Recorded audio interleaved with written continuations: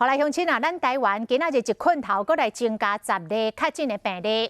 台湾目前的总病例数77例，其中有50例是为国外回转来的。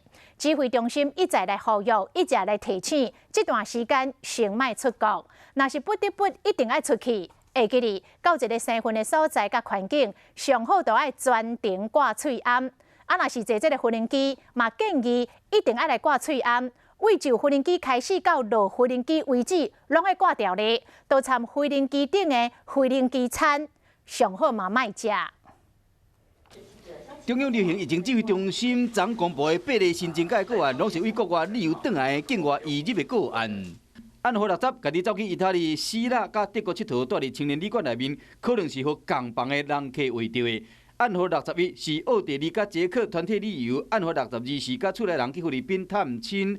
暗号63是甲暗号55的领队共团去埃及佚佗，暗号64甲暗号58是西班牙共校的学生，暗号65、66、67是甲暗号56、57共一个土耳其的旅游团。医生就讲，民众若出国，当作讲上安全的所在，往往才是上界危险的。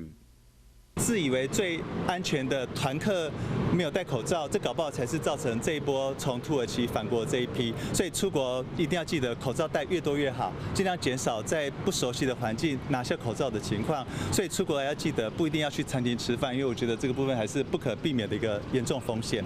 台湾境外移入的个案分布地图，台湾即马有77个个案内面，境外移入的就有50例。